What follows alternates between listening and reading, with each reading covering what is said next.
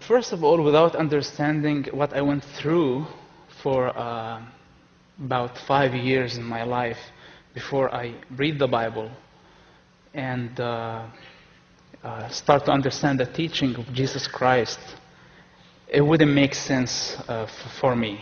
It's difficult. Like, if, for example, when I read, love your enemy, that was something different. You know, all of us know why it's different. Because everybody says, love your neighbor, love your country, love your brother, your family. But nobody says, love your enemy. That was something different. But if I hear this 5 years, before 2000, or like the end of 1999, 10 years ago almost, I would say, like, who's this stupid saying, love your enemy? It doesn't make sense for many people. But at that time, after a long experience with who is my enemy, I was wondering for many years, who's my enemy? Is it this crazy neighbor who's trying to kill his cousin? Or is it the Israeli army who's arresting my father? Is it Palestinian? Is it Israeli? Is it American? And I was wondering for many years to figure out that my enemy is not a man. My enemy lives basically inside me. And this enemy wants us to destroy ourselves, self-destruction, by hating each other. So when I read Love Your Enemy, that was really moving. And later on, I understood how Jesus can be God. I struggled many years to understand that Jesus is God. But logically, because I like to think logically all the time, if Jesus Christ has the highest standards, like he didn't say, don't commit adultery. He said, if you look at a woman, with lust, you're committing adultery. This is not a rule. This is not religion. This is a very high standard. And when he said, love your enemy, that was the highest standards. So I don't care who is pretending that he's God and he's a messenger from God and about other gods. I don't care. What makes Jesus God is that he has the highest standards between all other gods.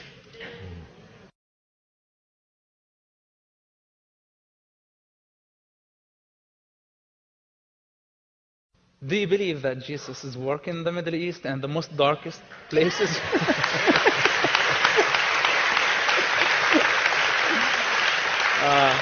We doubt, we doubt.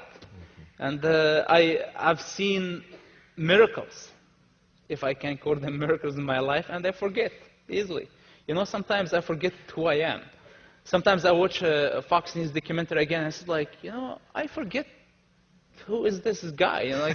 I forget who I am. And we as Christians, I'm sure that many times we forget who we are. And what's our duty? God is working. Do you think, yes, we hear about wars, and he told us, we shouldn't be surprised that there are wars and disasters and all this stuff happening. This is a sign from him. But in the Middle East, yes, he is working. And I was like, nobody can believe that the son of Sheikh Hassan Yousef, one of the founders of Muslim Brotherhood and Hamas, will come to Christ. I cannot believe it. It's like a dream for me. It's impossible.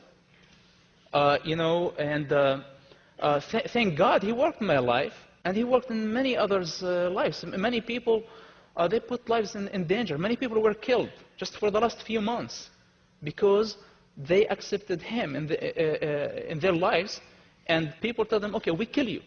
A father killed his daughter. He imprisoned her in a room for 6 months. She didn't see the light. He burned her. He tortured her to say, I'm not worshiping Jesus Christ, and she refused. Finally, he cut her tongue, and he killed her. This is a hero. I survived. I got out of that place, which I don't want everybody to leave. I want even to go back one day. We cannot just keep running away. We gotta face the society, face the devil right there and every place. But I mean, this person is a hero, and we hear many stories like this. Many stories like this, so God is working. And as I said, a child in Gaza Strip lately was, her entire family was burned in front of her eyes. Her entire family. So imagine a child watching her father, her parents burning in fire. She was on the TV explaining. I was looking at this and said, like, what can heal her? Who can heal her? Seriously. Is it education, science, money, economic? How can she forget what she saw? She will never forget that. And the only cure, just forgiveness. Jesus Christ, His principles, love, His grace. This is what can help this child. And we have thousands, millions of people struggling through this endless circle. It's a big trap from the devil.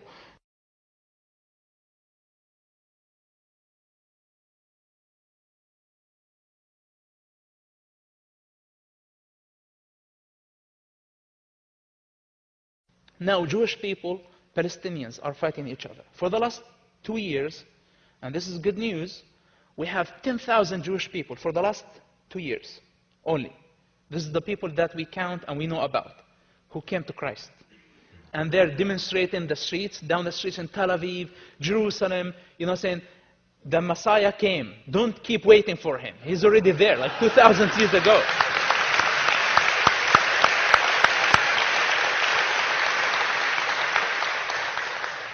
And from the other side, Palestinians, I came and I knew about many people, and we have hundreds, thousands coming every month to Jesus Christ.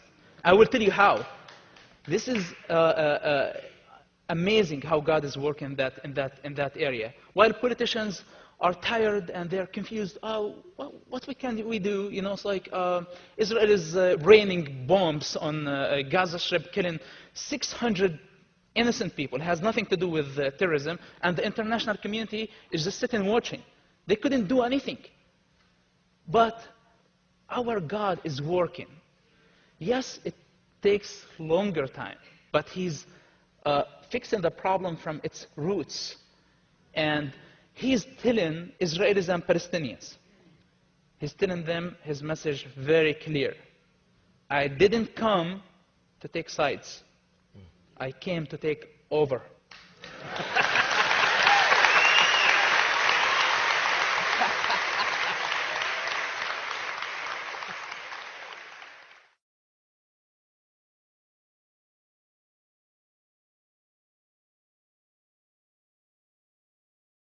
Yeah, unfortunately, most people, when they look at the news and see those masked men and shooting, carrying guns, if I was in the same, if I step into their shoes, I would understand. It's crazy, they're shooting, and we don't understand why they're shooting, why they're fighting, and my father is one of them. I was one of them. And when you go and live with them in person and see their personal life, they're not different. They're not aliens. They're just God created them. But they have their own path. They're walking on their own way.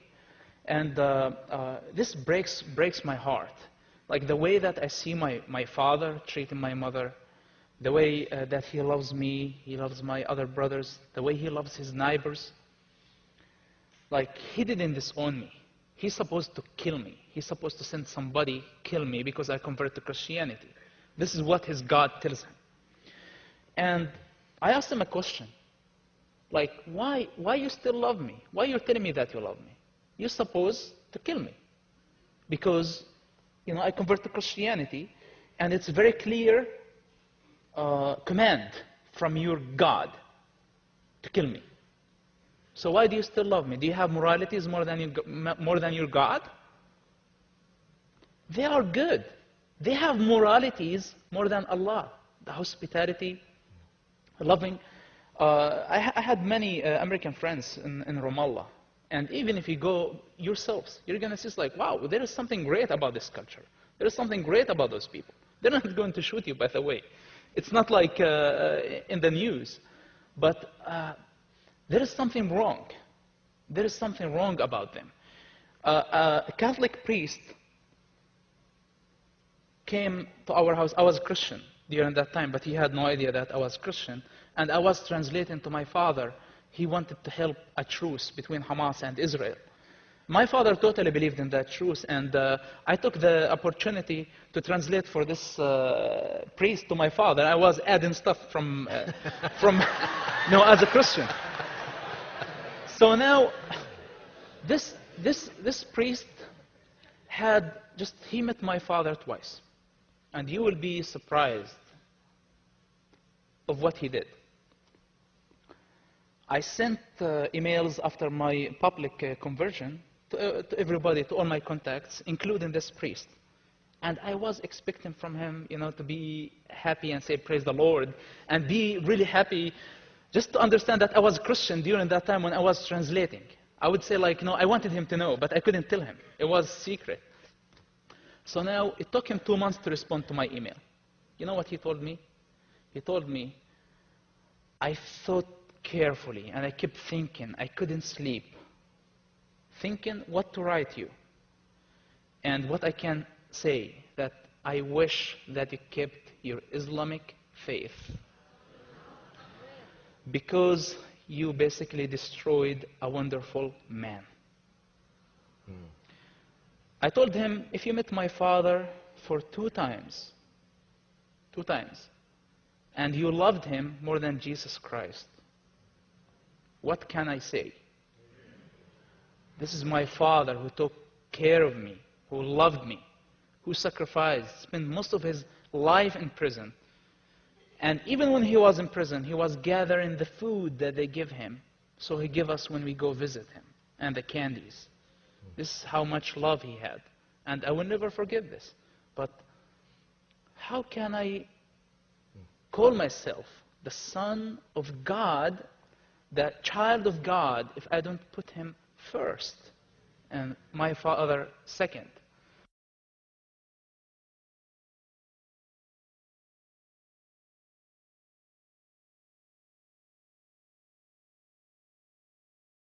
We had the guy, his name Amnon. I used to attend the International Church of Christ when I was in Jerusalem. This guy was in the Israeli army. I was the son of Hassan Yousef. He had no idea who I was. And I didn't know that he was a soldier. The second intifada started, and the army asked him, Amnon, come, you gotta, we have intifada now, and you gotta go carry your gun and just do your duty as a soldier, defending the state of Israel. He said, no, I'm not going to go. I'm a Christian. What? Okay. You don't want to go? Arrest him. I was arrested also because I was, with my father all the time. I was trying to fix the thing that it will never be fixed. Because if you don't fix their mentality, if you don't fix their souls, they will never be normal humans. And I was working very hard with my father, trying to stop violence as much as I could. And because I was close to him, trying to stop violence, they arrested me also. So me and him were in the same prison because he didn't go to the army. And I was next to my father trying to help peace and truce. Both of us were attending the same church. I am Palestinian, terrorist, and he's Israeli, soldier, praising Jesus Christ under the same roof. And it worked.